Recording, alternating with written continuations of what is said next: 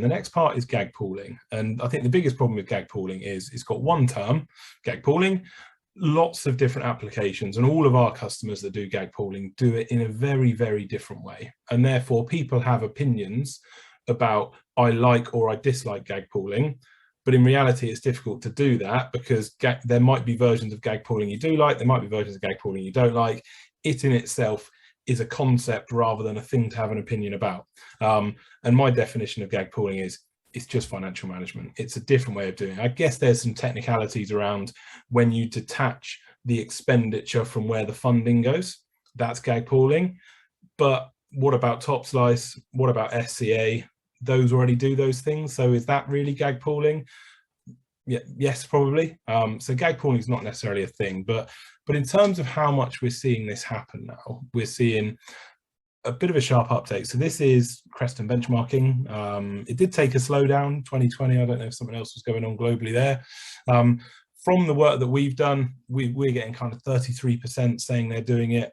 And in terms of would you like to adopt GAG pooling, the yes and don't know has kind of increased a bit. But the interesting thing for us is when we did this question a couple of years ago, the people that were actively against GAG pooling was a much higher percentage, over 50%.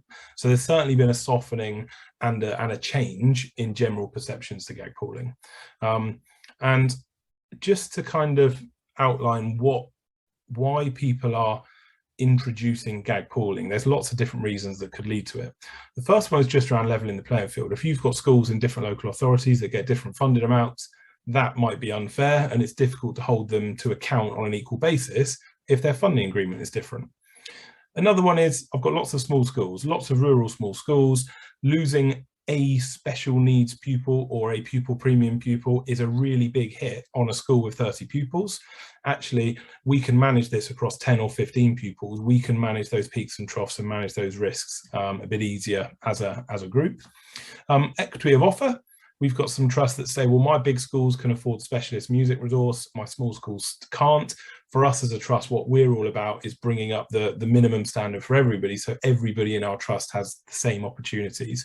And the only way they could provide equity of offer was to GAG pool. Aligned accountability, this particularly prevalent kind of since and during the pandemic. I think there was a fairly stark realization that ICT strategies were inconsistent, variable in quality, potentially non-existent. And part of the problem for that is if you've got an ICT director or director of IT, but the director of IT is not accountable for the IT budget, it can be very difficult to hold the IT accountable for delivery of the ICT strategy when the ICT budget sits within each of the schools. So that's another reason people are thinking about portions of GAG poolings in that case. And similar to that, ability to deliver trust priorities quicker. So again, pandemic linked, realized very quickly that some of their schools were much further behind other schools in terms of ICT provision. Same with the states. If they had to rely on the schools in-year budgets to bail them out of that or to get them to a good place, it would have just taken too many cycles. So therefore, pooling their funds allowed them to help different schools at different times with things that just wouldn't be able to be done. But as a trust, they can all move together better. And the phrase that I've heard on this is a rising tide rises all ships. I don't think it lifts all ships. And that's something that people have been thinking about GAG pooling. A not insignificant thing also is the probably growing frustration. This here signifies wooden dollars, but ultimately the growing challenge around defining what is a school thing and what is a MAP thing, and the background of 5% being the default option of a top slice. And this is the Creston benchmarking report, so you can see that even more people have now moved to 5% top slice over 12 months. Is that because it's evidence-based the right level to do? Probably not. There seems to be an expectation, so I think people are saying, okay, well, let's meet 5%, but as hopefully we all know on this session, the 5% is meaningless. What's included, what isn't included is the important debate.